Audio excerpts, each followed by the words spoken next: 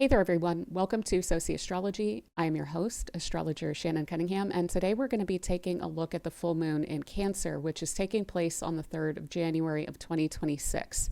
This is our first lunation of the year of 2026, and it's going to feature the moon carrying its full light in its own sign of Cancer. So it's a very strong full moon. It's right there with Jupiter, which is amplifying its significance, its power, its sense of feeling very well supported. There's this nurturing kind of community energy that this full moon is holding, and yet it is, as you can see, very close at 13 degrees. It's very close to opposite, not only to the sun, which is of course what makes a full moon, but also to Venus and Mars on the other side here, because Venus and Mars are so tightly conjoined to the sun. And that in and of itself is an energy that we spoke about recently, where there's a large part of the sky where the sun and Venus and Mars have been getting closer and closer and closer together. And this is pretty close to the apex of that. And that is bringing in a lot of questions around governance, around institutions, around pragmatism, around practical considerations, around power and status and control and things like this. And so we have this major push and pull in the energy here, and we're going to get into all of that.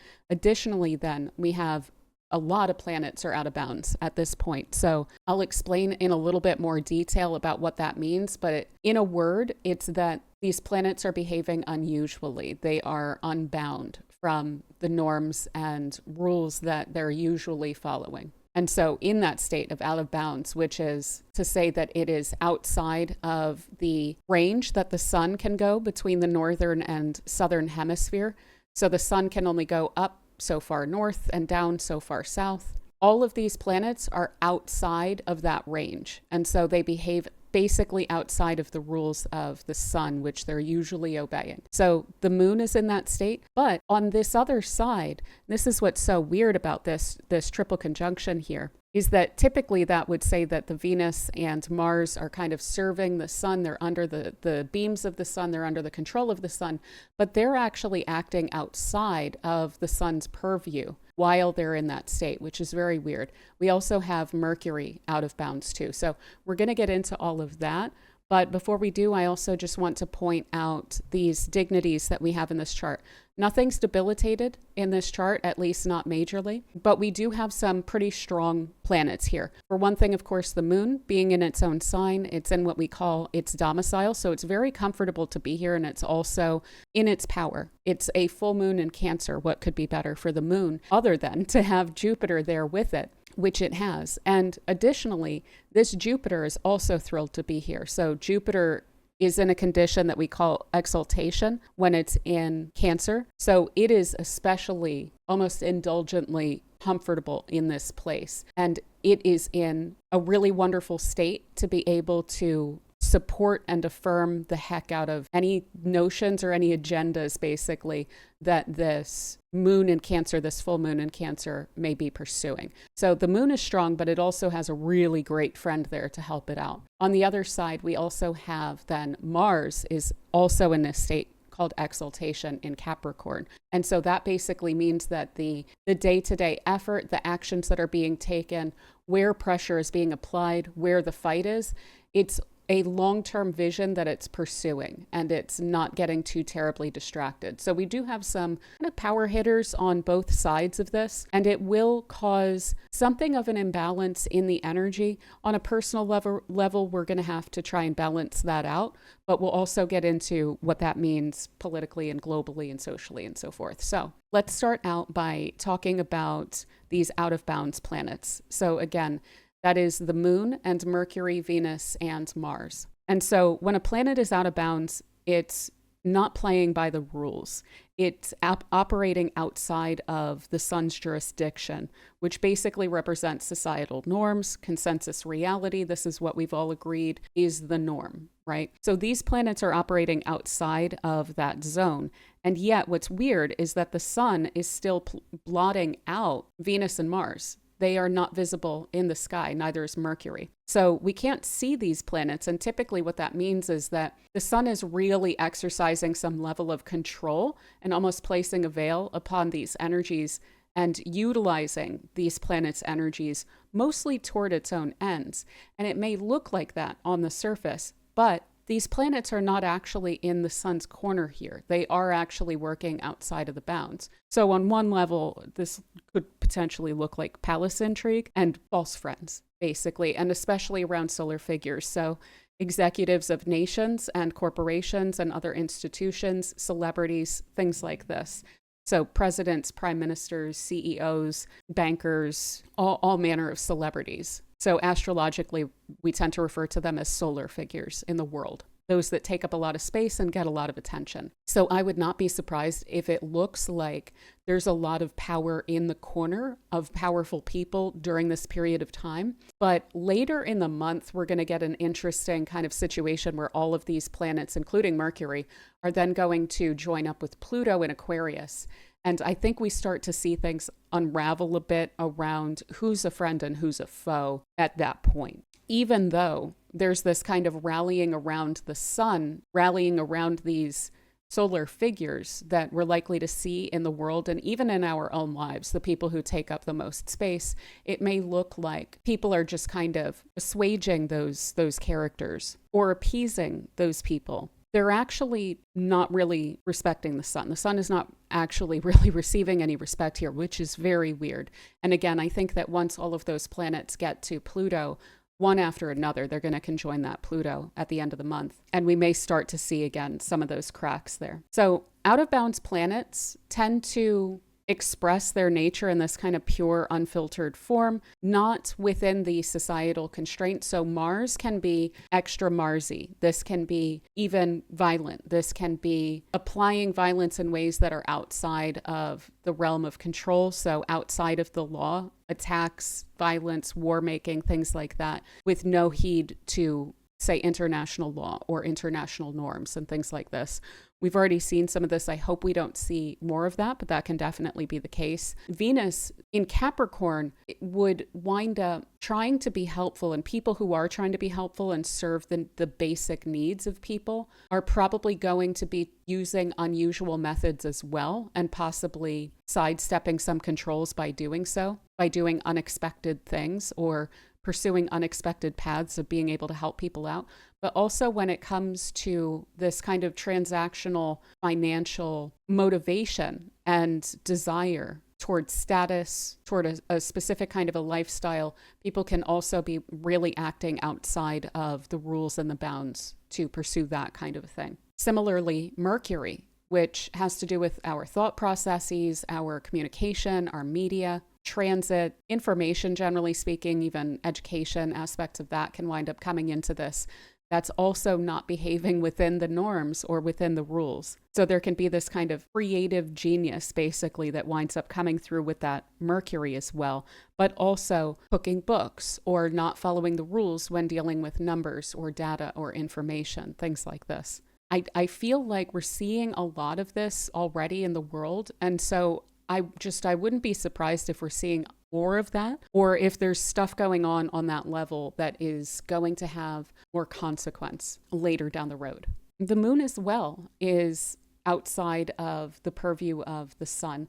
Now, it does do that at different points throughout the month, but the fact that it is outside of the normal declination and that it's in its own sign and that it's over there with Jupiter, challenging, especially these three planets here, this does look to me like a struggle or a challenge between populations, which tend to be represented by the moon, regular people, society, generally speaking, as opposed to leadership figures, especially executive leadership. So it does look to me like there is kind of a fight being put up, or a refusal to go along with the rules that are bestowed from on high by people who are not really following the rules anyway.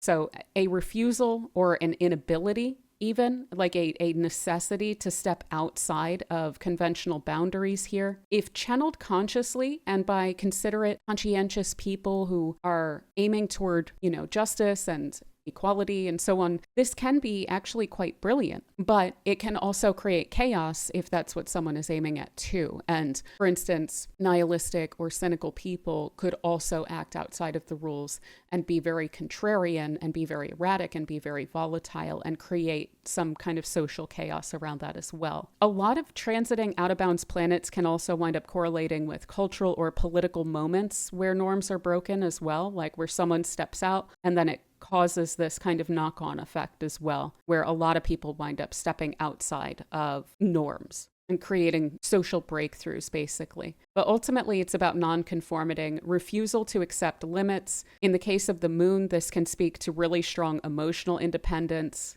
sometimes erratic moods, so that is something that we should probably keep in mind. I did notice after the full moon in Gemini in December, and then with the new moon in Sagittarius in December, those also being out of bounds, that people have been feeling very weird and strong emotions and unusual emotions and things like this. But on a mundane level, beyond emotions, this being populations, as well in mundane astrology, the moon representing that, this can mark periods of increased social volatility, creativity. With Mercury, of course, we have this kind of innovative communication, these ways of connecting with people, of exchange, of connection that's very innovative, very unusual problem solving methods and things like this as well. But again, potentially cooking the books or playing with numbers, things like that, especially corporations, I would say, in Capricorn, and governments. Venus out of bounds speaks to very unusual social connections, social relationships, value systems, things like this. And then with Mars, that's going to be encouraging a really fierce kind of independence and an unpredictability, rule-breaking, assertiveness, and even aggression.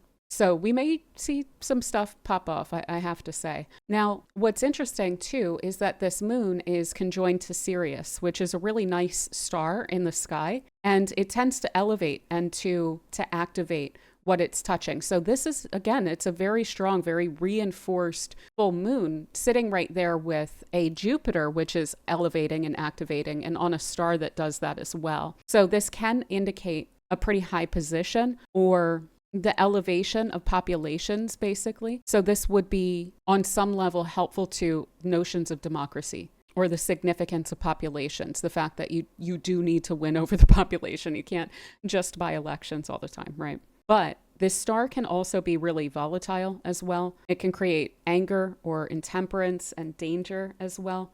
And there is an association of that star with dog bites because it's in the mouth of the dog. So I don't know if we're going to see some news around that or something, but that's very possible. Now, in Cancer, again, this moon is in its own sign. It is thrilled to be there. It's very comfortable. It feels like it can hold its own.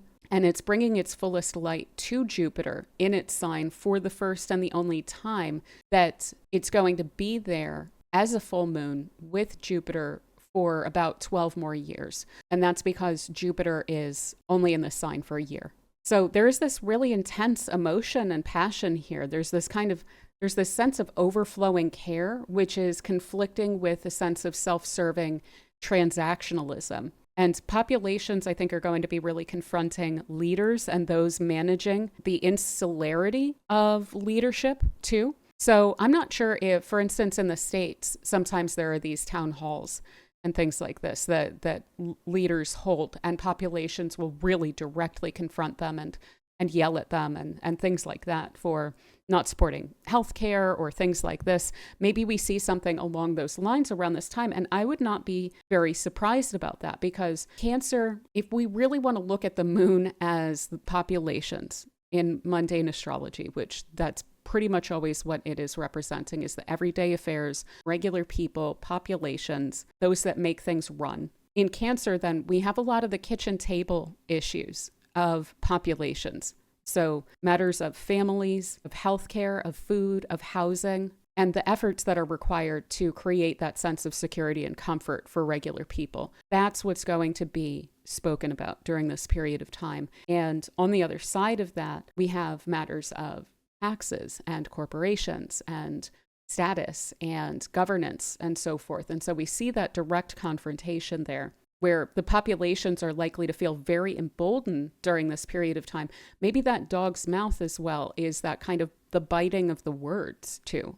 There may be some really strong words about the failure of government to provide adequate social care, and rather than to just concentrate power to themselves. There's the sense of feeling very undervalued by governments and institutions.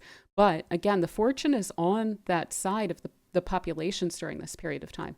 It's almost like we're getting this reminder of law and democratic processes rather than executive decision making over on this other side here. Now, some people may be harmed by violence or exploitation from above, but again, I feel like there's going to be some level of recovery there. And the reason that I say that is, again, we have this out of bounds exalted Mars on the other side opposing that moon. So that can be direct harm to those populations as well. And some are going to be turning a blind eye to real world concerns. There can be, even in the sign of Cancer, a sign of insularity and very strong subjectivity, as well with Jupiter there in the worst shadow side of that Cancer aspect here. There can be this kind of pomp and grandeur. This middle decan of Cancer is actually referred to by Austin Coppock, at least, as this kind of walled garden, basically, which can be very insular, and it can be very protective, but it also prevents growth. And meanwhile, the conversation and the debate that's going to be had in the world is going to be deeply grounded and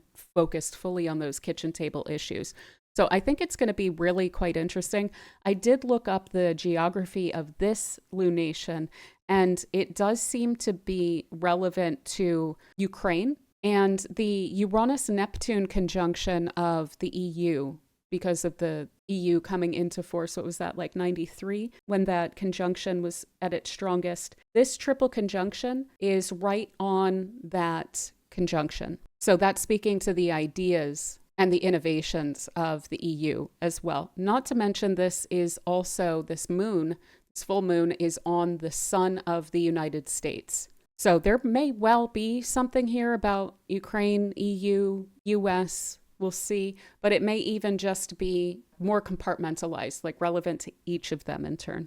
Now, I do also want to just kind of remind with some notes that I have from the treatment that we did of the triple conjunction of Venus and the Sun and Mars here concentrated in Capricorn, that this, when I was looking at that kind of an alignment where it's really tight and close between Venus and the Sun and Mars throughout history, we tend to see clashes and conflicts over who should rule and how. So we see democracy versus authoritarianism stuff, fascism versus communism stuff, nationalism versus imperialism kind of stuff. And we also see marginalized groups and youth and grassroots movements basically consistently challenging injustice or colonialism or inequality throughout history. We even see like indigenous uprisings and mass protests and things like that throughout history with that concentrated conjunction there. We do also see a lot of military action, like advances in those technologies and in communications and surveillance technologies as well. But we also see a weakening of shared narratives and a kind of intensifying polarization and cultural anxiety. Now, this is all building up to the exact Saturn-Neptune conjunction, which is going to be toward the end of February. So there's still this kind of pulling away at all of the useless threads of the past that's still in process here. And it's after that point that we start to be able to build something new that we can believe in. So there will be a light at the end of the tunnel when it comes to this, but this is another moment in that kind of unfolding and unfurling of what has come before, socially speaking. We also see throughout history a lot of arguments over financial versus populist considerations, and that is 100% what we can see through these oppositions.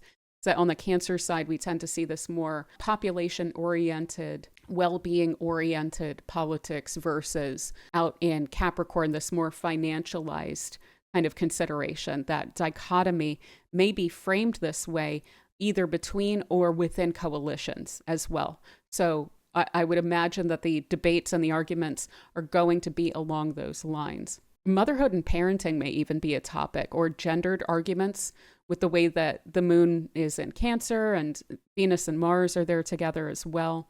We're also likely building up to a lot of overextension of initiatives as these move on to an opposition with Jupiter as well. So there's a lot of enthusiasm and dedication to building new and better ordered, better serving systems that are based in real ideals and values and compassion and care and community.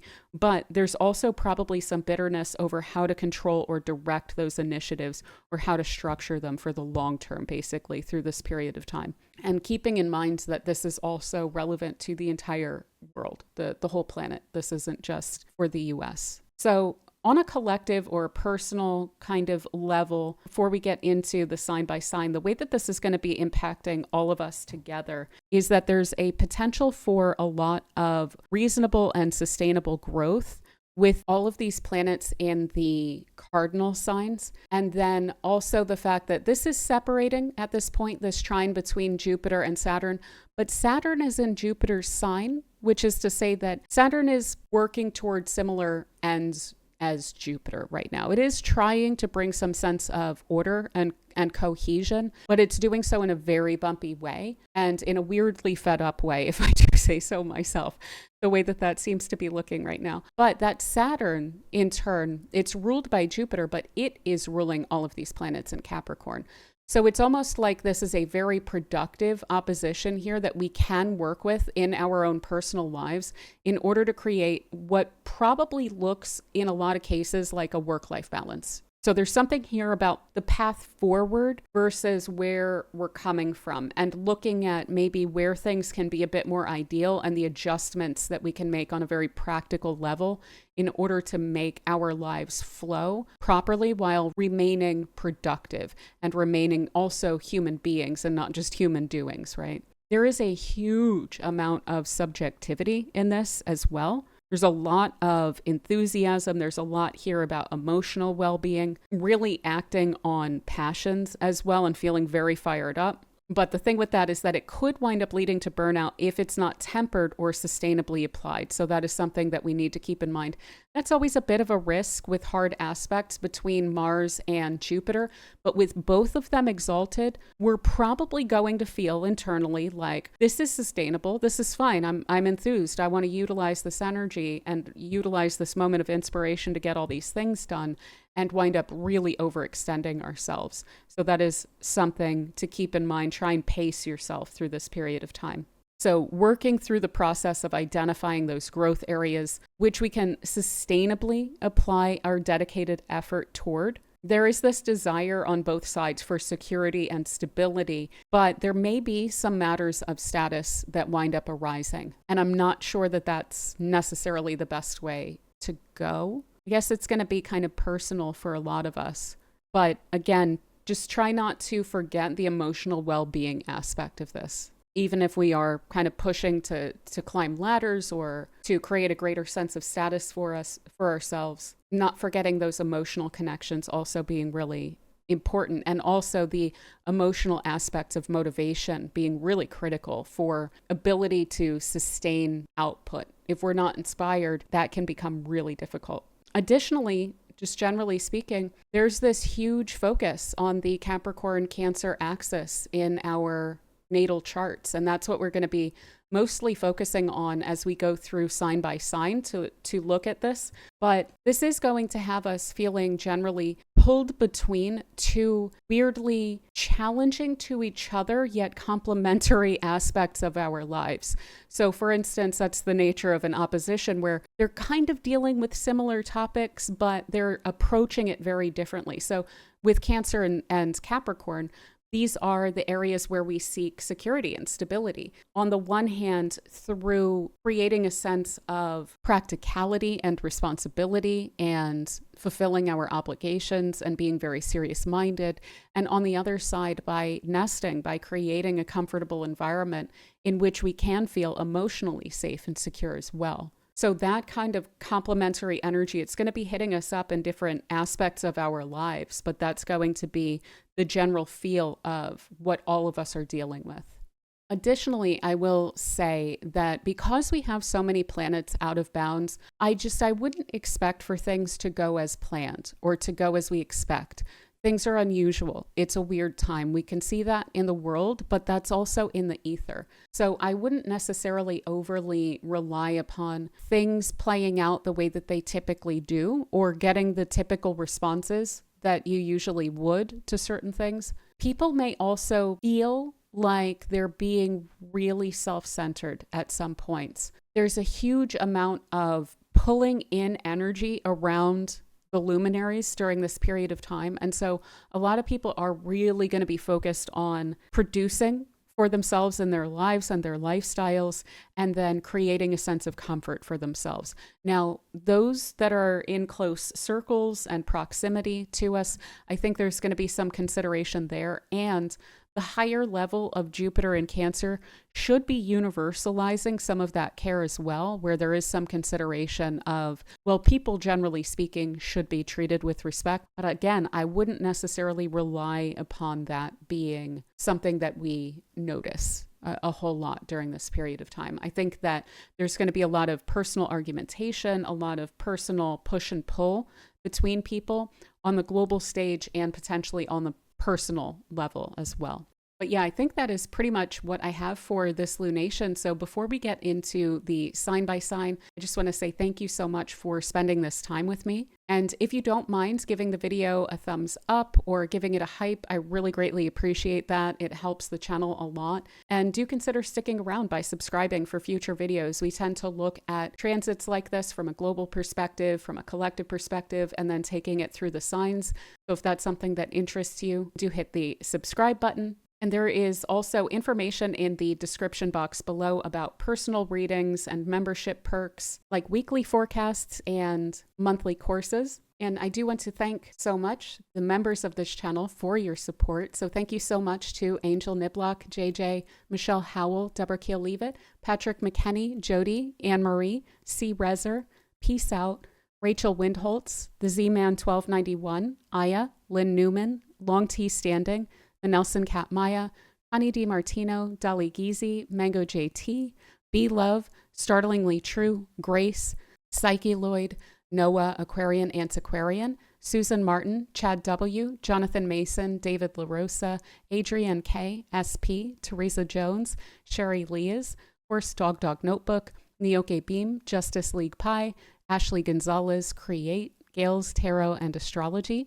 Talitha McKenzie, K from NH, Patar Music, Pat K, Nancy Imhoff, Peta Carlin, Sarah M. Cap, Angela Lazaire, Travis Dandro, Jane Bevan, Helena Fisher, MD, Tina Reynolds, Denise Sanin, Sacred Alpaca, Natasha P, Indy Loon, Susie Fetter, Via T, Linda Skull, Mehernouche Amiri, Mari Garcia, D Fish, Energetics with J, Someone 77, Attunement Tarot, J.A., Carrie Affronti, Mike, Hookerzilla, Lynn Ching, Helena Polyanuk, Kiska Kuznetsova, Linda Osborne, Denise Gould, Many Stars, Owl, E.F., Nina K., Zoe, Plamena Malanova, The Muslim Researcher, Dante Hill, Cameron Walker, Larissa F., A. Nyan, Marlo Murphy, Jesse Whale, Allison Arthurson, Janelle S., Natalia Yee, Danny C.,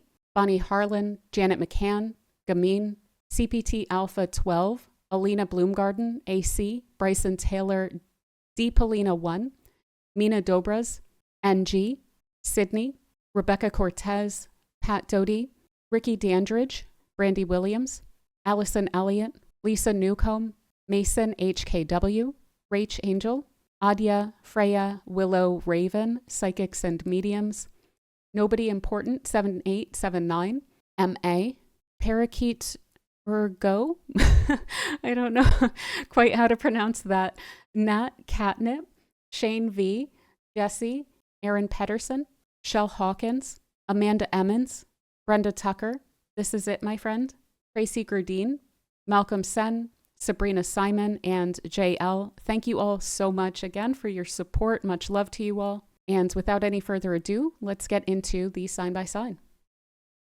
All right, so for Aries, we have this major concentration of energies and focus up in your 10th house of career and your public reputation, your status. This is basically your public life and the direction in which you're pushing your life. So quite aspirational, quite ambitious. And that is getting highlighted, even challenged or kind of pulled back from a bit by this full moon, which is now highlighting your fourth house, which is your private life, your home, your family. And so you may feel like you're pulled between these two different areas during this time. We also have Jupiter down here in your fourth house. So this is a huge amount of energy focused on these two very important areas of your life. And you may find that you've been focusing quite a bit on your public life, but there's almost this kind of reminder with this full moon about the emotional and family and home needs, which wind up underpinning what your ambitions are or how it is that you're able to accomplish them. Maybe this is something that a family member is needing or is bringing up. Maybe this is something that you're needing to deal with in your home. And it's like this kind of push and pull. So this could have to do with literally physical home stuff like that, but also matters of, again, family needs or even emotional needs. You may just feel like you're a bit tapped out, even though you still feel quite ambitious, even though you still feel like there's a lot that you're wanting to get done and you're quite motivated to that end. So working on that emotional security, working on that physical sense of security and comfort, maybe trying to sleep better, maybe trying not to hyper-focus on work and duties and things that you need to get done out in the world, such that you're making yourself anxious. And again, there's this focus on why are you working on your reputation? Why are you focused on accomplishing things?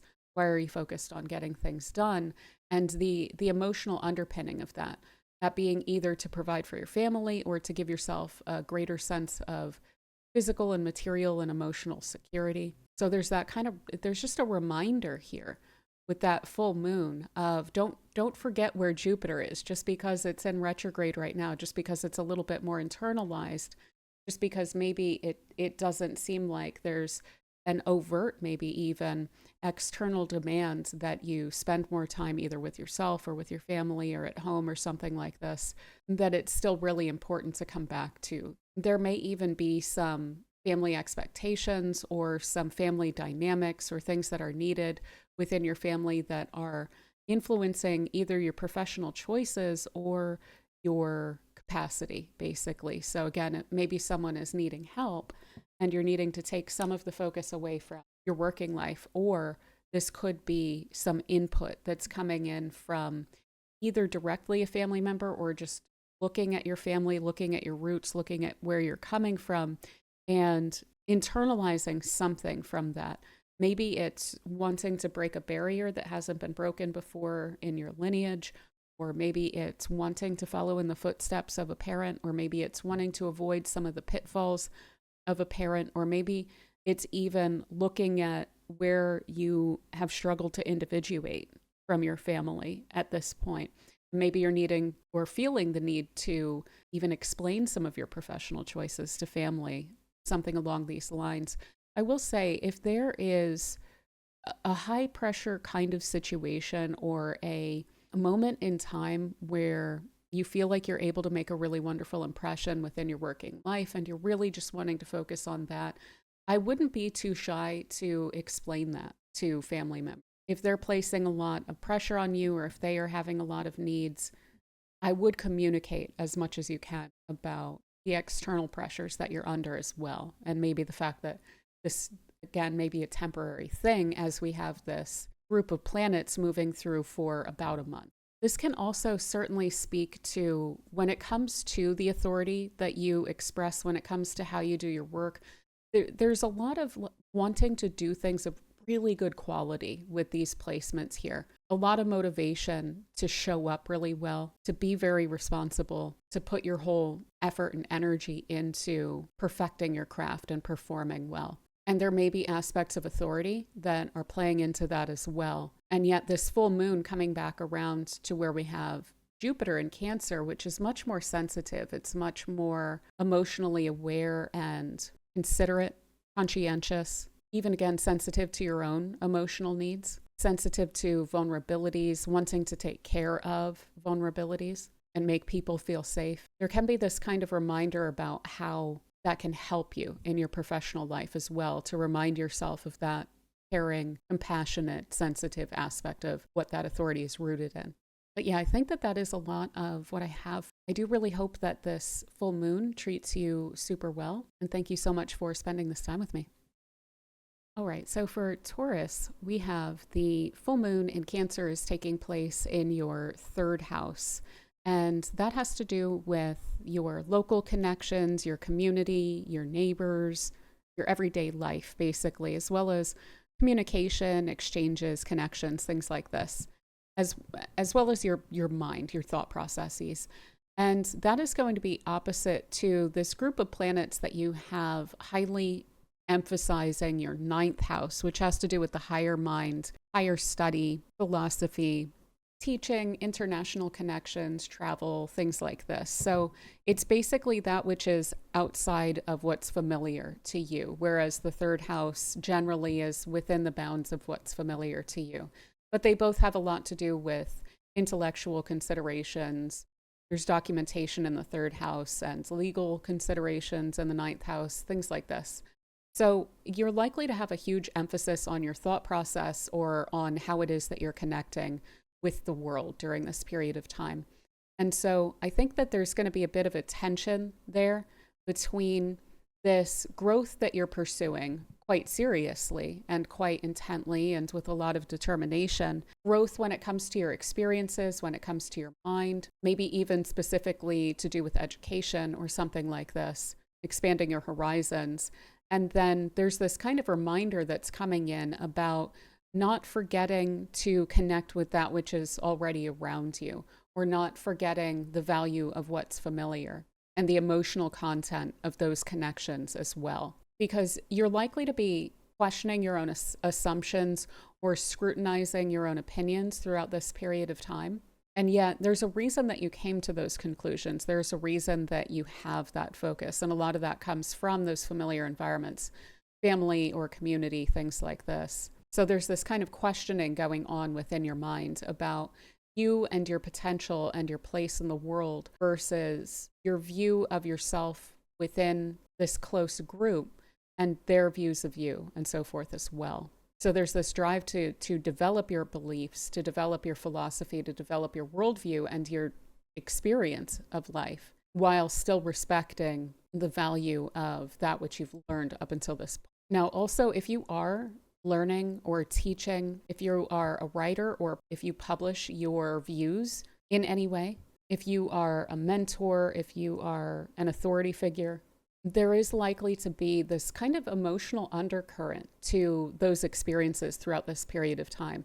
So it's not just going to be like dry material that you're publishing or learning or writing about, publishing about, or teaching like to a mentor, someone like this. There's either an emotional connection there or an emotional kind of inspiration there or like an emotional connection or motivation underlying that as well. There's some emotionality behind the information that you're engaging with during this period of time. And I think also you're being reminded about the importance of that throughout this time as well. Yeah, we can learn things. Yeah, we can expand our horizons and grow and things like that. But if there's not an emotional connection to what we're thinking about, to what we are learning about, etc., to what we're communicating about, certainly, or expressing ourselves about, sometimes these things can begin to feel overly dry. I'll just put it that way. But yeah, I would also keep in mind here, this could come off, this alignment up in the ninth house, it could have you come off maybe like accidentally pretentious, something like this as well. Like this could have the potential to even kind of look down on others or something like this. And I think, again, there's something there about being sensitive to others and their needs and maybe their educational levels or their breadth of their experience in life and trying to understand where people are coming from in their opinions and their viewpoints and things like this. So maybe if you are thinking about things in this kind of philosophical way, again, your worldview, basically, if you're developing that worldview of yours in one way or another, or you're putting your ideas out into the world, it may be worth coming back to that notion of why do people believe what they believe, and listening and paying attention to where people are coming from a bit more as well. But yeah, overall, I would just say there's likely to be a huge focus on just intellectual things, conversations, learning, publishing, travel, things like this throughout this whole period of time. But there's going to be something of a push and pull between the aspirational aspect of that and what's familiar. This moon would be reminding you of the significance and the value of what's familiar, even as you are reaching and trying to grow, reminding you of the significance of your roots as well. But yeah, I think that's pretty much what I have for you, Taurus. So I really hope this full moon treats you super well. And thank you so much for spending this time with me.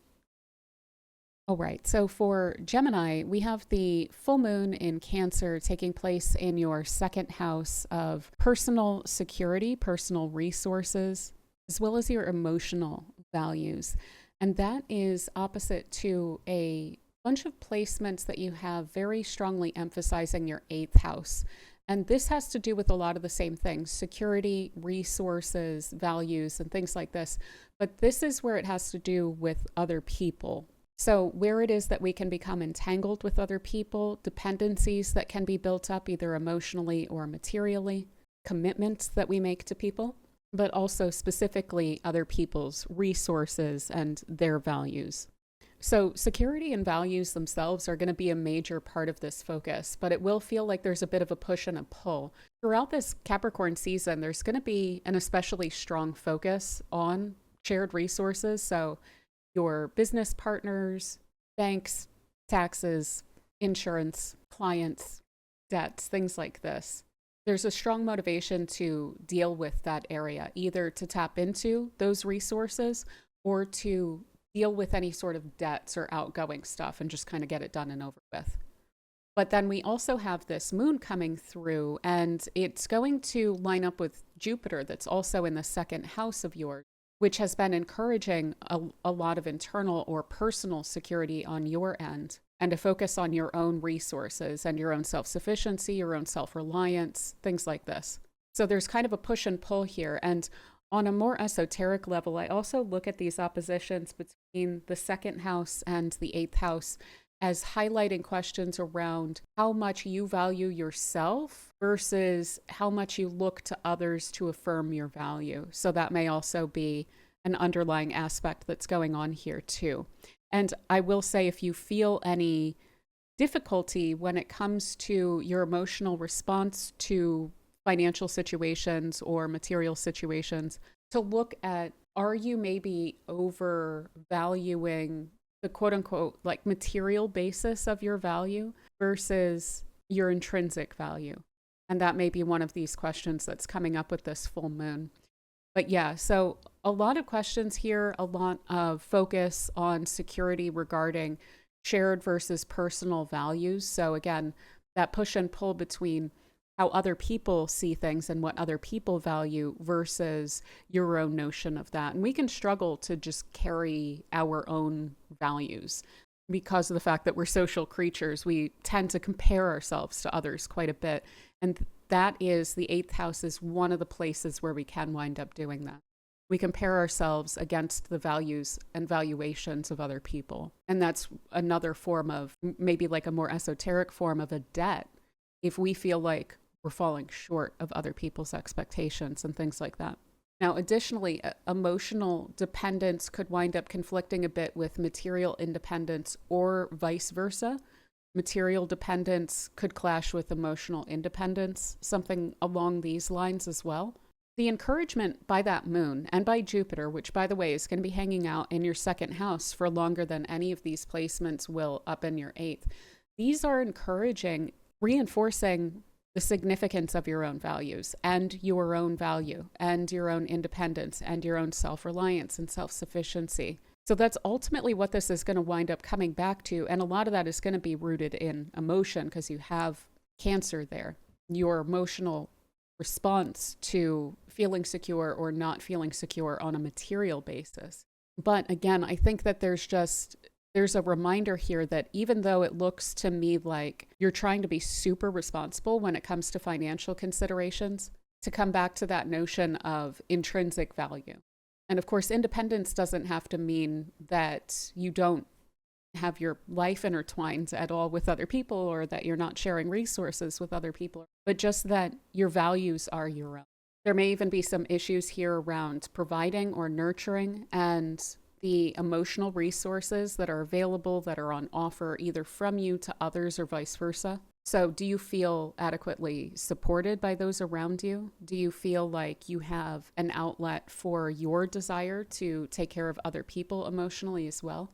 Are there like strictly transactional relationships that you have? That's one thing that this would really be highlighting quite a bit, is to look at those. And do you really want for them to be like that? And do you want to either address that, or maybe do you want to put a little bit less emphasis on those strictly transactional connections, or at the very least attach less of your emotion to how those connections are going? And then, yeah, adjusting those commitments that you have along those lines, if there is a transactional relationship, because this heavy emphasis on the Capricorn 8th house in conflict with specifically the moon and Jupiter in Cancer in the 2nd house would really seem to highlight that kind of thing to me as well. There may even be an interesting experience that you have here around whether you feel emotionally connected in some of your relationships, your deeper relationships. And if not, is that pointing to some kind of a change that you're wanting to make? But yeah, again, a lot of this is going to be around just redefining your self-worth beyond material status, beyond what you think that other people think of you, beyond comparisons to other people, beyond numbers, basically, and rooting your sense of your self-worth deeply in your intrinsic value as a human being.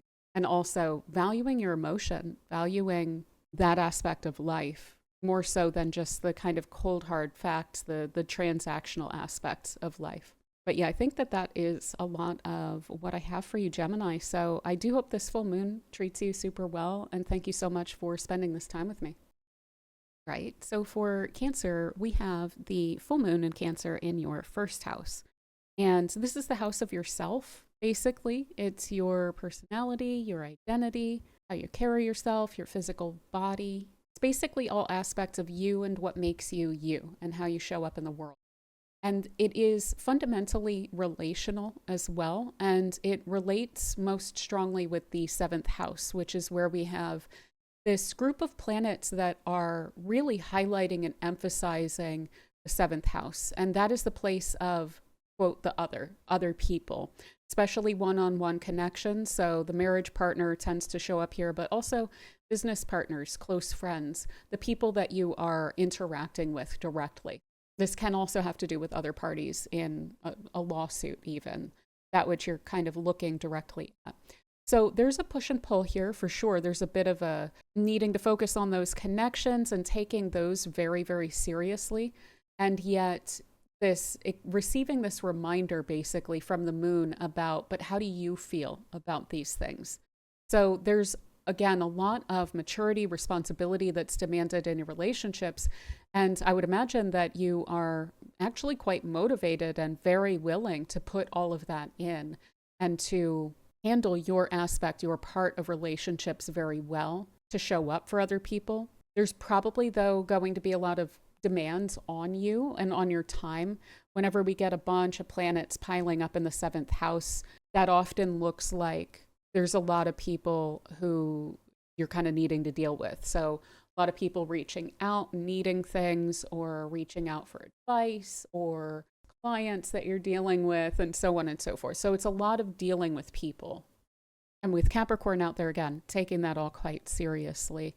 But with Jupiter in your 1st house, this whole year is really supposed to be about coming back to yourself, coming back to a sense of emotional wholeness, and feeling like you emotionally resonate with who you are and what you're doing and how you're able to show up and how you're able to see yourself and so on. And to build yourself up, basically, and also to practice self-care straightforwardly, like to indulge yourself a little bit, to take good care of yourself and your body and your emotions, your conscious mind, and things like this. And the moon is just coming back through this area. It's going to conjoin that Jupiter. This is also, as I mentioned in the general reading, this is the first and only full moon in Cancer, which is the sign which the moon rules, it's the only time that it is coming to conjoin and create a full moon with Jupiter, which is a really beneficial, wonderful, a very helpful planet. And this planet exalts in Cancer. And so it has a good relationship.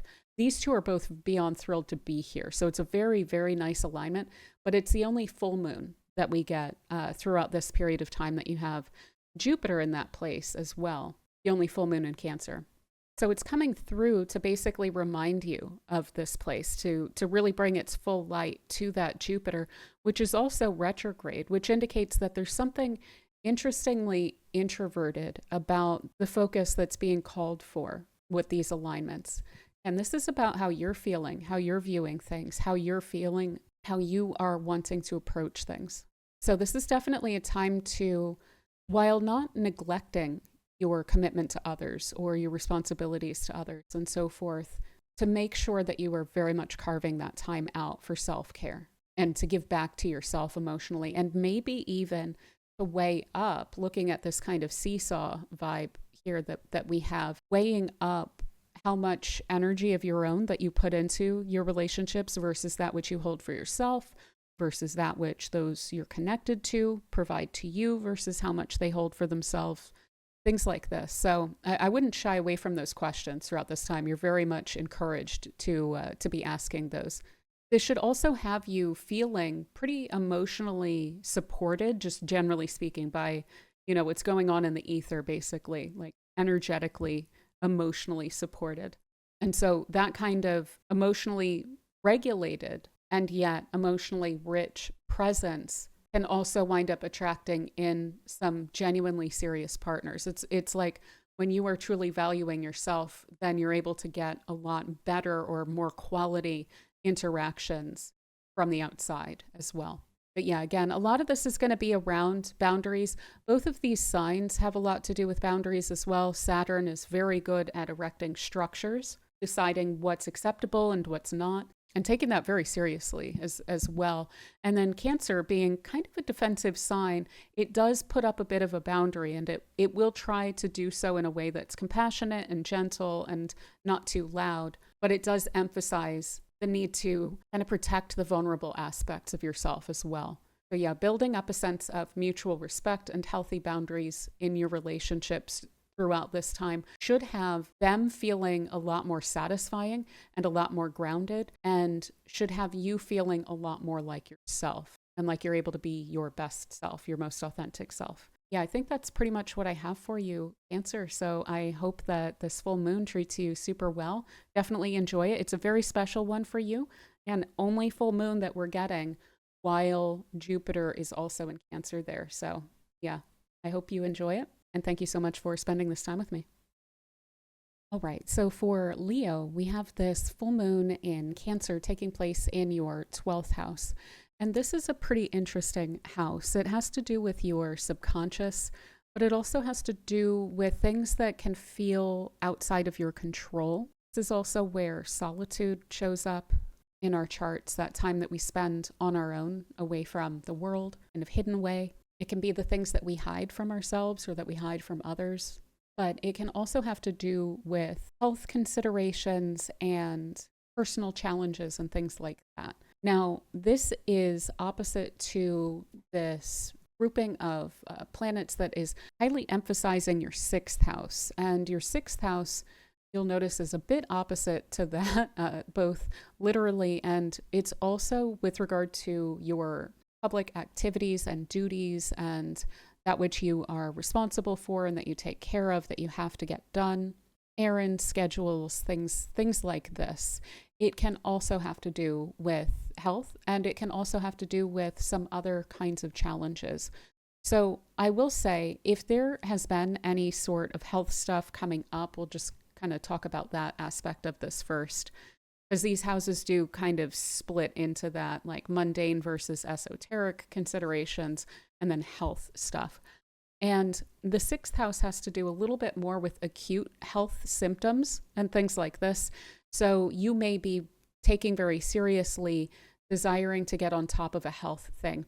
Maybe you caught a cold or something like that recently, and you're building up your immune system, or maybe you have a new regimen or something that you're doing. And that moon going through the 12th house and joining up with Jupiter out here, the 12th house has to do with a bit more long-term or what would be considered like chronic conditions and things like that.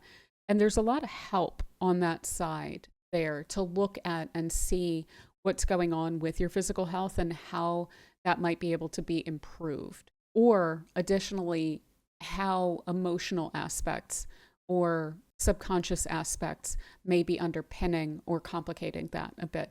So it should be able to give you some eyes on that. It should also hopefully be able to help you with any sort of exhaustion or overwork related health complications or symptoms or things like this that you may be experiencing.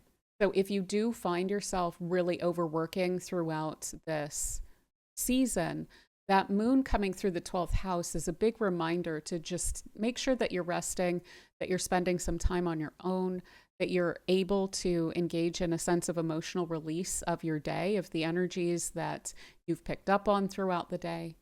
And maybe even a good reminder to do that ahead of time before maybe you overexhaust yourself with overwork. So really respecting that risk of burnout ahead of time. And again, a lot of that is going to be due to the more emotional undercurrents when it comes to your overwork or your duties and things like that. If there's a lot of emotional labor that you tend to provide for people or that tends to be expected of you, if you are like the work counselor, basically the person that everyone comes to complain or gripe or whatever, it would be wise to at least pay attention to that. If you don't want to make a big deal about it and you don't want to be too overt about establishing boundaries and things like that, just again, making sure that throughout this season, when you're coming home, that you just relax. Also, if you are in service roles or you're dealing with stressed out people and you're trying to be very responsible for them and to be very measured and to do your work, to perform your work very, very well. Again, just keeping in mind the amount of energetic output that's going on here is basically, I think, what I'm getting at as an overarching way of putting that. Like, pay attention to where your energy is going because you're putting a lot of it out there here. And there's just this little reminder of like, hey, make sure that you're also taking care of yourself too, because there's this big emphasis on caretaking with the 6th house and the 12th house. And there's so much emphasis on these houses for you right now. But remember that it's not just others that we take care of. It should also be ourselves that we take care of. And also maybe should expect some other people to take care of us as well. Making sure that emotional labor is a two-way street. You may also just feel generally a bit drained during this full moon in particular. A full moon does speak to a culmination. So again, like if you've been working and you're building up, getting things done. And then when this full moon comes around, you just feel like overwrought and like you need some time. I wouldn't be too shy about trying to take that time if you are able to and just kind of relax, take care of yourself, maybe stay in the house a bit more. Maybe this is one of those days where you want to indulge in some delivery food or something like that, just watch a movie. But even meditation practices and the kind of more proactively healing practices are very well supported in the 12th house too. Additionally, there may be something here that is subconscious, which is interesting about how that subconscious impacts work ethic. So if you are someone who tends to work your rear off quite a bit more, perhaps even than the people that you work with, like if you are one of those people that's like always showing up, always super responsible, always performing to a really high level, etc., this could offer a window or a lens into that and trying to figure out why that may be. And of course, we all want to do quality work and so forth. But is it possible maybe that there's a subconscious reason or a pattern or a sense of your value is in what you're providing to other people in terms of your effort? And maybe there's even something there. One thing is this Mars so productive here. Mars actually rejoices in the sixth house in a natal chart because of the fact that the sixth house has to do with that which you're putting your effort and energy and the fight, into what's worth fighting for. Capricorn is also very pragmatic, very responsible, willing to put in the work. So there's a huge amount of emphasis there. And you may be kind of ratcheting it up a notch such that maybe you're better able to see and to understand. Maybe it's a bit more overt to you, at least, or a bit clearer to you that maybe, again, you feel like your role or your value is in struggle, even in and of itself. Like not just this role of how much energy and effort do you put into things, but are you putting in so much energy and effort that it becomes a struggle? And do you therefore potentially identify kind of strongly with something like that as well? Of, oh, she always puts in that 10% more than necessary kind of a thing. If that is how you are, generally speaking, and if you notice during the season that you're a bit more focused on that and a bit more serious and a bit more unyielding with yourself throughout this period of time, a bit more even perhaps ambitious, that full moon is going to come in and it's going to provide a different lens into that. And it will encourage you to be a human being and not a human doing, and to release the struggle, to surrender the struggle a bit. So that could be kind of a fascinating aspect of this that really wouldn't surprise me. But yeah, I think that is pretty much what I have for you, Cancer. Again, just the big message here is take care of yourself. Indulge yourself to the extent that you can. Take some time alone if you're able to. Watch the emotional labor that you're putting out there. And don't feel like it's somehow your duty to always be the responsible one. So yeah, I think that is pretty much what I have for you. So I hope that this full moon treats you super well. And thank you so much for spending this time. All right, so for Virgo, we have the full moon in Cancer taking place in your 11th house. And this house has to do with your social connections. It has to do with the groups that you belong to, those who support you, friendships. There's also aspects of your social aspirations in this house as well. And this is opposite to a whole bunch of planets that are currently emphasizing your fifth house. Your fifth house is much more about your own personal expression, your own interests, your own activities and passions and pleasures and things like this. And so there's likely to be highlighted and emphasized around this period of time a lot to do with your community or your friendships, your connections, and the influence that's shared there, especially on an inspirational level. So what are your creative ambitions? What are your emotional ties to your community or to friends? And how are they either supporting or conflicting with each other? I think there's going to be a lot of questions around a lot of this. You may have been spending a lot of time kind of developing yourself, developing your own passions, and putting your time and effort into passion projects. And you may feel a bit called out into your friendships and emotional connections and things like that through this time as well. Pulled out of the house or out of your projects, your usual projects and things like that. Because I think that you've been taking pretty seriously recently matters of personal pleasure or matters of creativity or productivity, or maybe even your children. There's been a lot of taking those connections very seriously and your duties there very seriously. So you may feel a bit pushed and pulled, especially again, if you do have children, and this is specifically speaking to your children versus your social life, you may feel like there's a pull on both sides there that you're kind of needing to balance out. There may even be a bit of a push and pull or a tension between your sense of your personal passions and your personal contribution and things like this versus the group contribution. Do you feel like you belong? Do you feel like you are recognized for your contributions? Do you feel like those around you are very supportive of your creativity and of your vision, of your pleasures?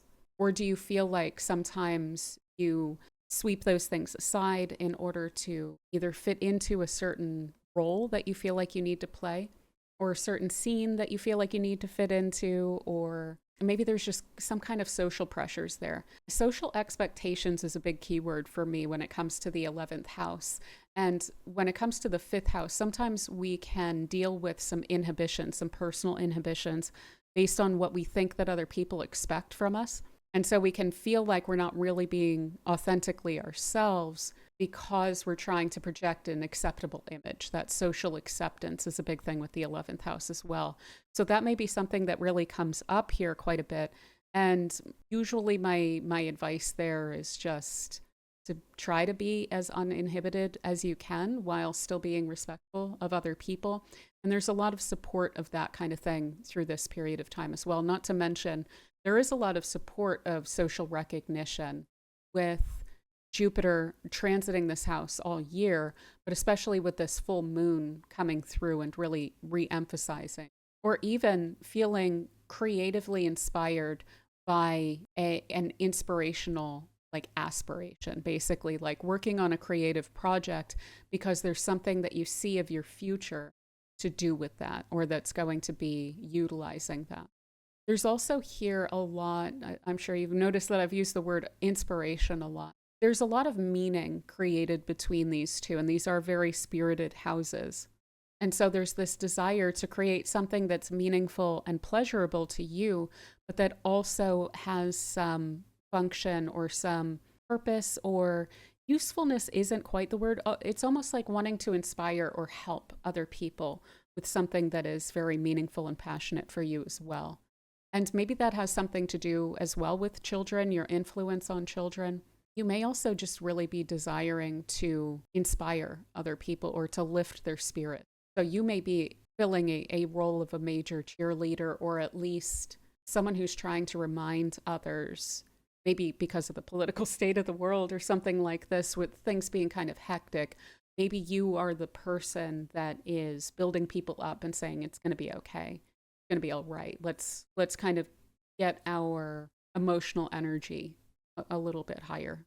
But yeah, I think that's pretty much what I have for you when it comes to this full moon. So I hope that it treats you super well. And thank you so much for spending this time with me. All right, so for Libra, the Cancer full moon is taking place in your 10th house. And this is the house of your public status, your public role, your career, generally speaking, but it's your life direction. If you don't have a traditional career, it's just what you're known for, basically, and what you're ambitious toward, what it is that you're trying to achieve. And that full moon is opposite to a group of planets. We have 4 planets that are in Capricorn in your 4th house. And that is the house of your home and family, primarily, your roots, your emotional core, your private life. So there's this push and pull between your public and your private life. Straightforwardly, this may be a work-life balance issue that's coming up, and a reminder to balance that out. There may even be aspects of home and working life that are reinforcing or feeding each other. So maybe this is property considerations that are very motivational to you to earn more or something like this. And I'm realizing that this says and it should say versus. But yeah, basically this is putting a little bit at odds the public status versus the needs of the private life. So what's interesting is I can see that you've been taking very seriously your private life, your family considerations. Maybe you have felt a need to get a lot of stuff done around the house. This could even be post-holidays stuff of having been needing to fill a role within your family for quite some time, or like the past couple weeks or something like that. Maybe you've been needing to sort things out for family members, maybe on an emotional level even. But there's something here about kind of needing to be a rock for your family and taking that very seriously and putting a lot of effort into that area.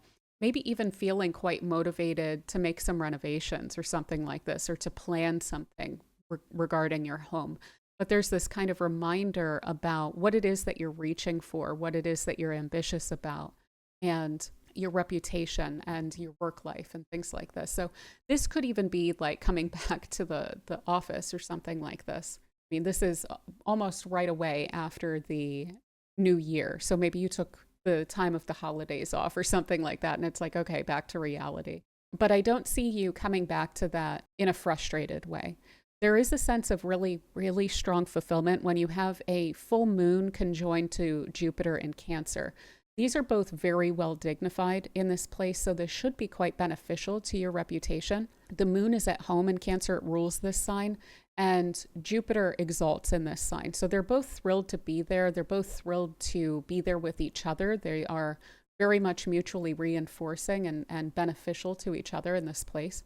And so this can even have you bringing that emotional intelligence that you've been focusing on quite a bit when it comes to your family or home life or considerations there, bringing that kind of energy also into the workplace and being recognized for the emotional intelligence that you're bringing to the tables, your ability to manage people and to manage their expectations and their relationships with each other and their emotional energies and their motivation levels and things like this.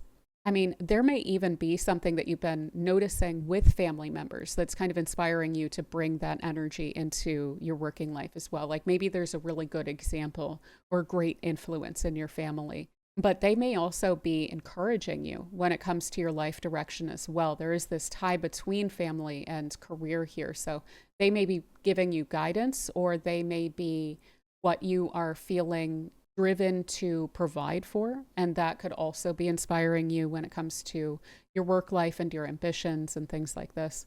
So yeah, this is really about honoring both your ambition and the direction that you're growing in this life, as well as your roots and where you're coming from and your family as well.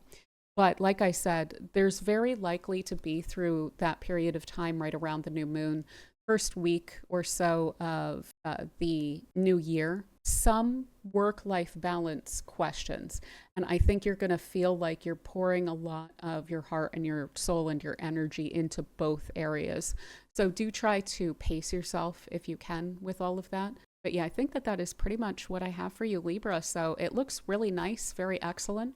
This is your transit of Jupiter in Cancer from this past summer to next summer. That's a really special transit in terms of building up your reputation. And this is the only full moon, the only fully illuminated moon that's bringing its full light to that Jupiter in your 10th house. So I would definitely recommend taking advantage of it. You're really exercising and valuing your emotional intelligence through this period of time. But yeah, I hope that this full moon treats you super well, and thank you so much for spending this time with me. All right, so for Scorpio, we have the full moon in Cancer taking place in your 9th house. And the 9th house has to do with expanding your horizons. It has to do with personal growth. And this can show up as travel, which expands your breadth of experience, as well as education, which expands your mind. Yeah, higher education, travel, that which is unfamiliar, that which kind of need to reach for. Now, that is then opposite to the group of planets that we have here, which have been emphasizing the heck out of your 3rd house. And your 3rd house has to do with that which is familiar. It's your community. It's where you come from.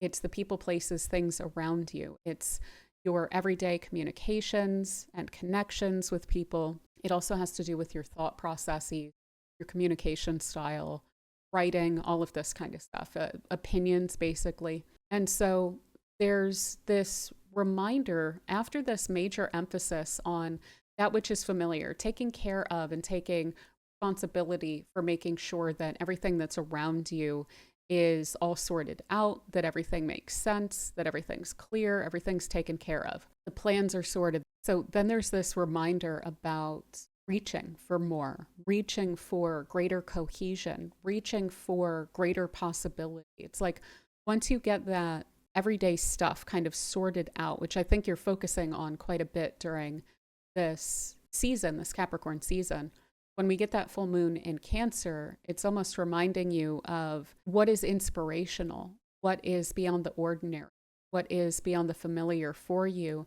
And so there may be these moments of, for instance, the way that the 3rd house opinion has to do with the 9th house worldview, and how sometimes our opinions don't quite fit into our worldview, but we need to figure out how to find some common ground there, or to switch one or the other, call into question either the worldview or the opinions, things like this.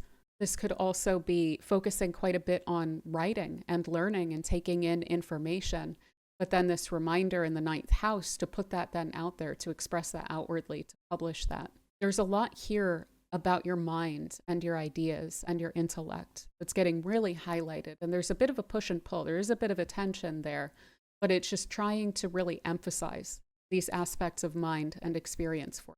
I feel like you've been taking this third house area of your life very seriously. So who you're communicating with, that making sure that you're on the same page, your communication style, any sort of documents or things that have needed to be organized or sorted out.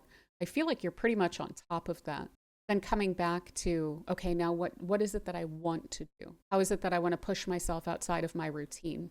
There's some really wonderful opportunities to do that are inherent in that Moon-Jupiter conjunction in your ninth house there. But that'll definitely be up to you as to which of those that you really want to grasp onto.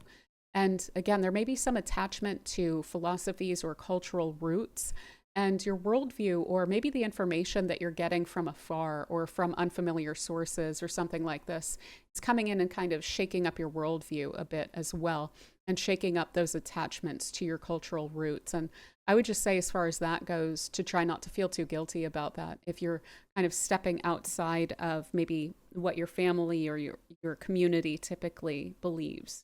There is also this kind of tension that's inbuilt around this very rational, very organized, very pragmatic area of your mind, and the more emotional, more expressive, more spiritualized, perhaps literally the spiritual aspects of you and your mind, your ideas and things like this. So you may feel a bit of a push and pull between being very practical about life and following your intuition and following these like kind of spiritual nudges and pulls, and really pouring yourself maybe into understanding philosophy or studying or practicing a spiritual tradition or something like that as well. Now, also, this is very, very, very persuasive if you're putting your ideas out there. That's not to say that you won't get any pushback at all, but this is overall really solid for clarifying your ideas and making sure that they're really solid and grounded, and then putting them out there in a way that is very emotionally appealing and that gets the spirit of your argumentation across. So if you are in publishing at all, if you are on YouTube, or you're a writer or you're an artist or something where you're putting some aspect of your expression out there into the world to be received, this would be a really wonderful time to do that. But yeah, again, this integrating the intuition with the rationality, right? Integrating the intuition of the moon in Cancer and Jupiter in Cancer up in your ninth house, and these collection of planets in your third house there, which again is very pragmatic, very rational, pretty dry, wants to know what is the evidence. But of course, the intuition doesn't provide evidence, it just provides guidance. So again, I think there's going to be a bit of a push and pull there between these different aspects of your mind. Maybe it feels like your left and right mind are duking it out a little bit for influence here, but the best thing that we can do there is to just try to integrate that and recognize the value of both sides of that as best we can. But yeah, I think that is pretty much what I have for you, Scorpio. So I hope that this full moon treats you super well, and thank you so much for spending this time with me. All right, so for Sagittarius, we have the full moon in Cancer taking place in your 8th house.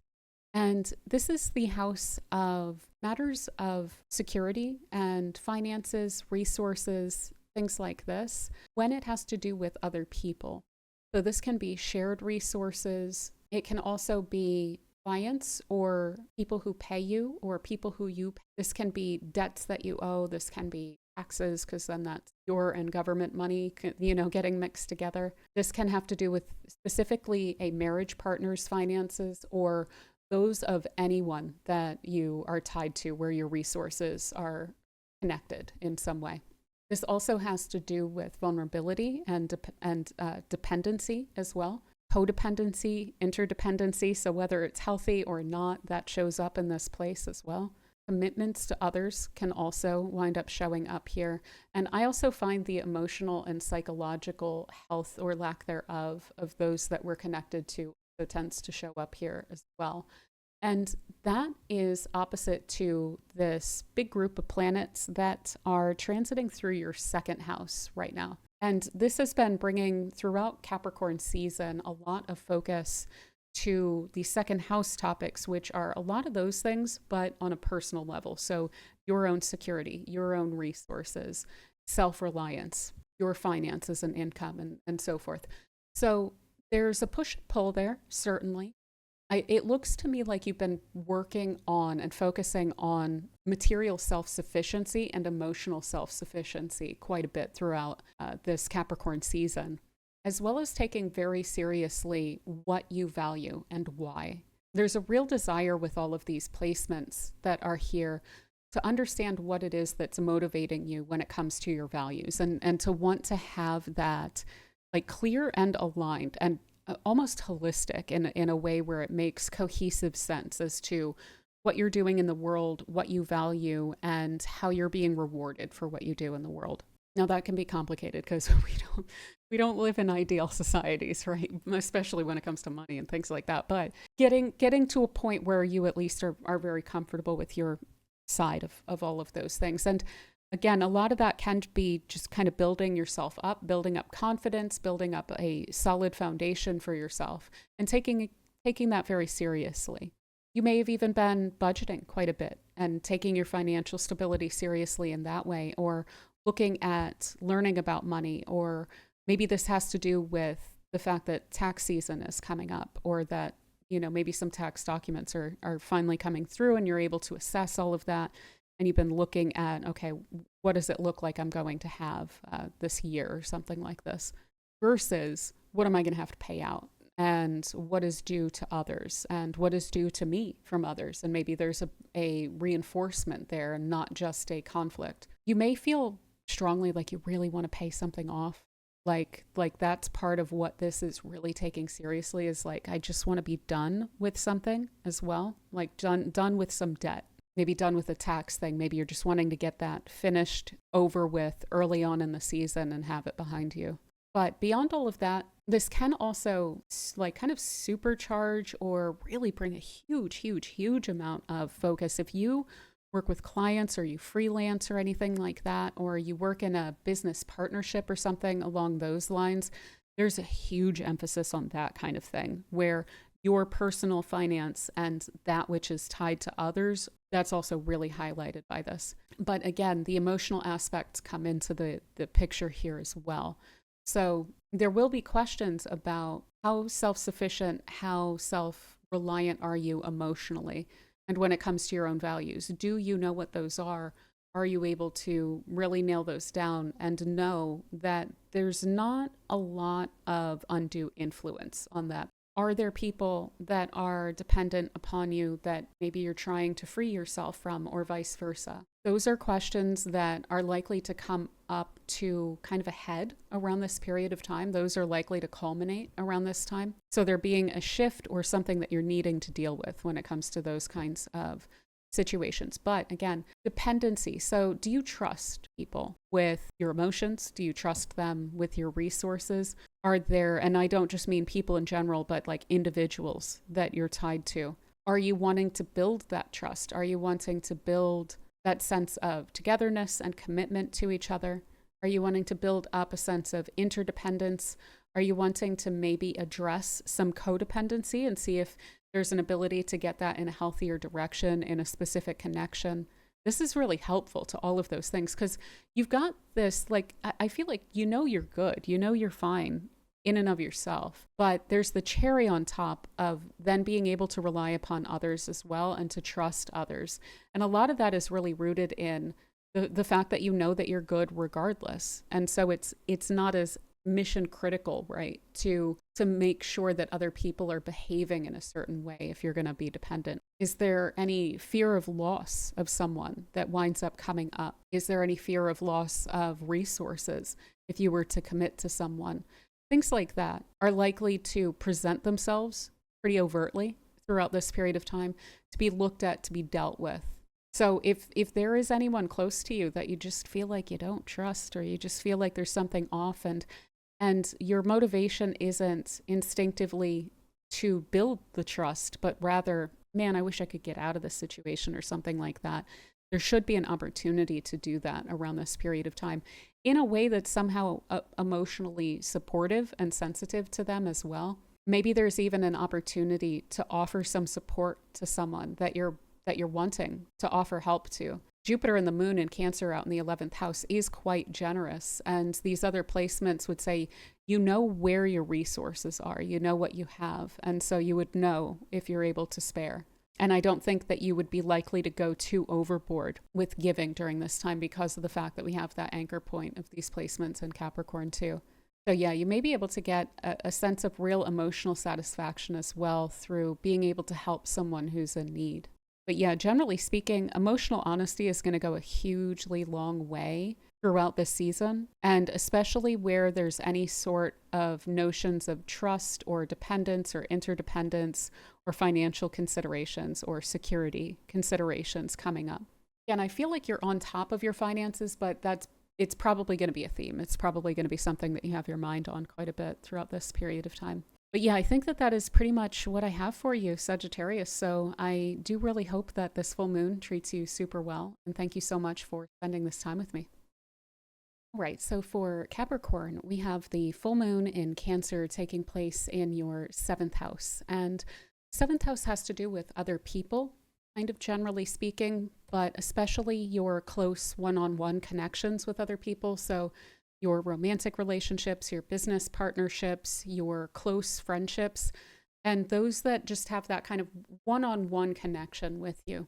So that is then opposite to a bunch of placements that you have transiting through your 1st house. These are transiting through Capricorn. And so there's a huge amount of emphasis on you taking care of things, you being very responsible for yourself, you being very self-reliant and self-dependent. You may be very much staying in your own lane and sorting out your own considerations. Like I said, just being very responsible and showing up. And there's something here that's quite interesting. I think that that full moon, it's in Cancer, so it's in the moon sign, and it's there with Jupiter. Jupiter is really a wonderful influence. It tends to speak to benefits, like benefit things, benefit connections that we have.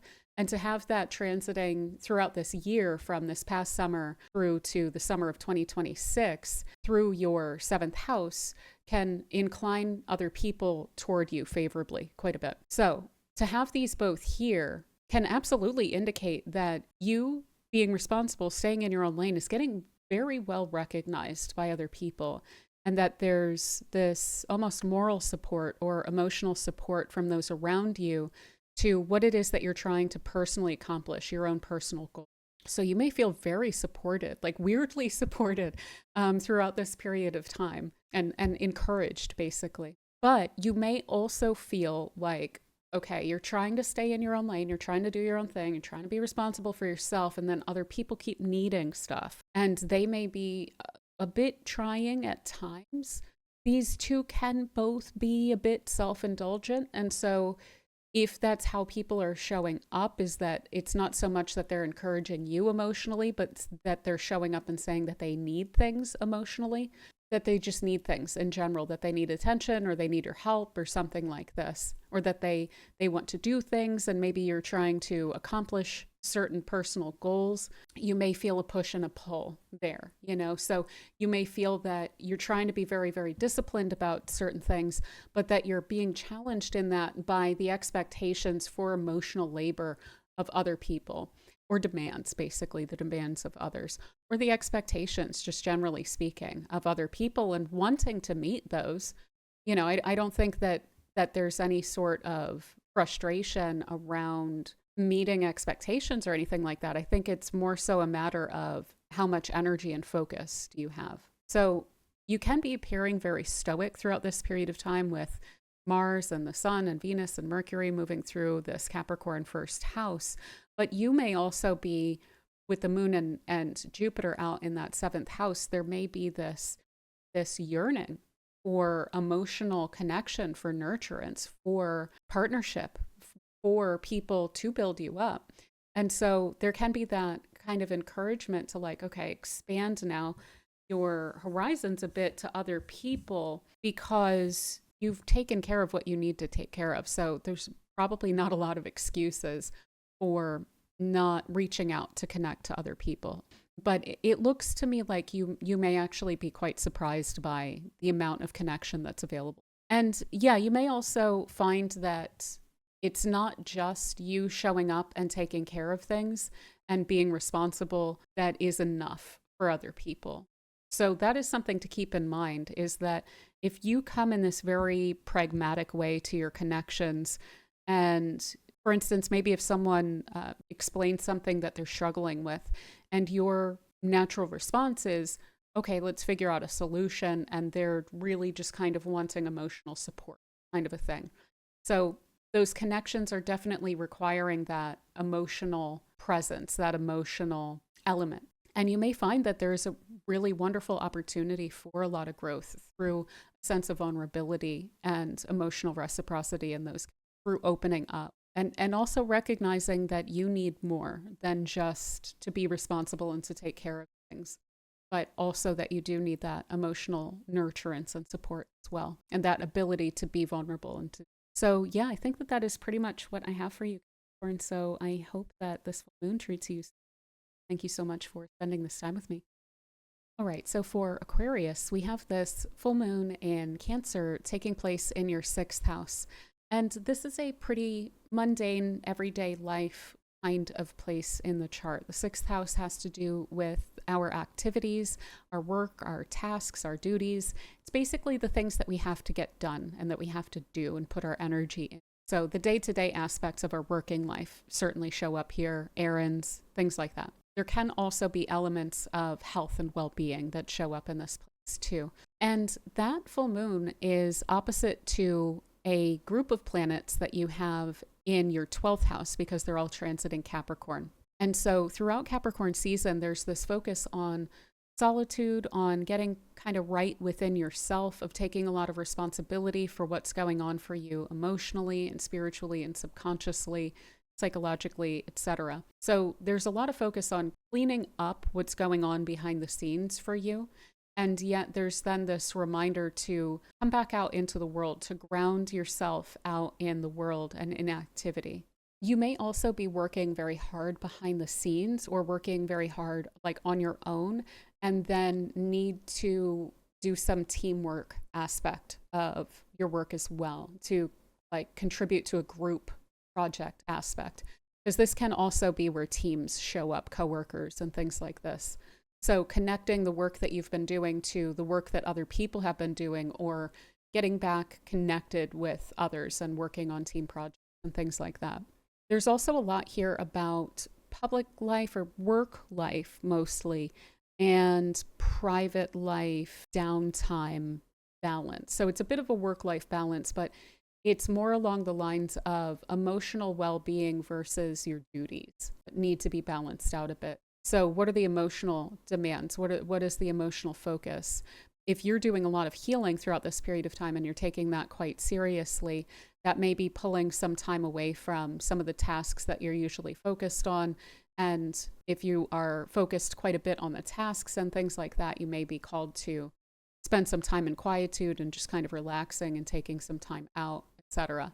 Additionally, I would pay quite a bit of attention if in Capricorn season you have a lot of insomnia, or you're fretting about the things that you have to get done during Capricorn season. This full moon could signal that that is coming to a sense of completion and you're not stressing about it quite as much anymore. But it could also exacerbate it a little bit, and it could wind up having some acute health things wind up coming up as well. Like if you're very tired, maybe your immune system is a bit lowered and you get a cold, something like that. So caretaking is going to be really important with this alignment, chilling out and relaxing a bit, and also paying a lot of heed to the impact of the energy of your environment. So that's likely to be a bit increased in terms of your sensitivity to that, or the extent to which your body notices what's going on in the ether. So yeah, I would just basically say, if you've been working on healing and if you've been working on yourself a whole lot throughout this period of time, this is calling you out of that state a bit. It's calling to make sure that you're also taking care of all your material needs and your routines and things like that. Maybe it's even calling on you to improve your routine in order to let up on some emotional pressures or things like that that you may feel. But if you have been working quite hard, especially if you've been, for instance, working quite hard behind the scenes, and then there is this increased need for emotional labor that you're putting out there, like caretaking energy that you're putting out there, this would say just make sure that you're trying your best to keep that in balance and that you're taking some time out for yourself. But yeah, I think that that is pretty much what I have for you, Aquarius, with this full moon. So I hope that it treats you super well. And thank you so much for spending this time with me. All right. So last but not least, for Pisces, we have this full moon in Cancer taking place in your fifth house. And this is the house of your personal expression, your creativity, your children. This is your playfulness, your passions, your pleasures, all the things and aspects of your life that you just really enjoy and that you do for the fun of it, that you do for the love of it. And this is opposite to a bunch of planets that are transiting through your 11th house as well. This group of planets that will be in Capricorn. And your 11th house here has to do with social connections. So it is friends and benefactors, allies, the social groups that you belong to, as well as what role are you aiming for? What role are you trying to create for yourself in the world relative to others and in society?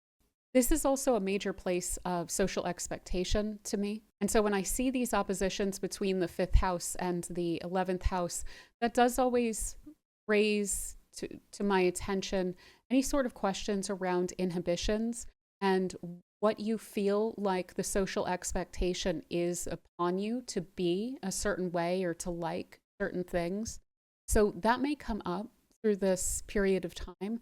And if that's the case, this full moon is really asking you to enjoy thoroughly what you do and kind of unapologetically. This is generally a year from the summer of 25 to the summer of 26. You have Jupiter in your fifth house, and that is encouraging you a lot to focus on your passions and also even to focus on those quote unquote friendships of yours that are based upon the pleasure that you gain from spending time with each other, rather so much than the quote unquote friendships that you have that are a little bit more based on social convenience and networking and things like that. So you may feel even a bit of a push and pull between those two aspects of what we consider to be friends. Maybe there's even competing interests there or an issue between them where there's kind of a gulf between them and you're wanting to focus on both, but you feel kind of pulled. So yeah, really strong emphasis on your friends, on those communities, on your personal passions, on your aspirations as well. This may even be a marker of if you are a creative type that is wanting to market what you create or wanting to build up that audience or something like that. This is really supportive of that kind of a thing. But again, just keeping in mind, not letting so much the dry social aspiration aspect of this, this is what I'm trying to create of myself from this creativity, not letting that outshine the joy and the pleasure of engaging in what you love in and of itself. So not letting the future goals get too much in the way of playfulness and self-expression and authenticity. This is also really emphasizing this fifth house side of the equation and can be really pulling you back to that sense of wanting to feel like you're able to romanticize your life or your connections, or to be inspired, or to be able to engage creatively in a way that's really satisfying. So if you don't have an outlet for that around this time, this is probably going to drive up a real desire to either, again, connect with people that it's just purely a pleasure to spend time with them, or with activities that are that way.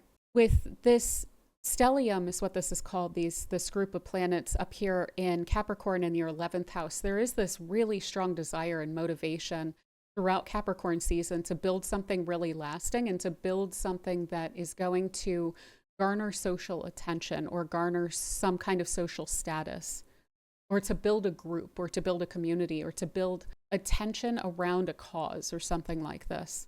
But again, remind yourself, keep grounded in the fact that what you're really looking for there is a sense of emotional satisfaction. So trying to make sure that you're continually bridging that gap there in order to keep that flow going. And yeah, again, just not taking things too overly seriously through this period of time. You've just had a bunch of planets go through ninth house, and I mean, even like your 8th, your ninth, your 10th, your 11th. You're in a general season that corresponds quite a bit to taking things seriously and being quite responsible and so forth. And now these planets are in Capricorn, which is extra responsible.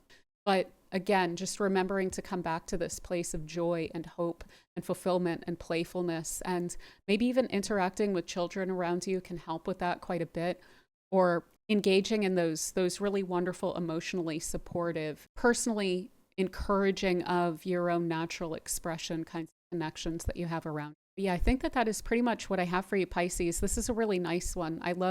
I personally love oppositions between the 5th house and the 11th, as long as you're keeping in check any sort of inhibition or rigidity or extremes of frivolity, which isn't a risk here with that stellium in Capricorn in your 11th house.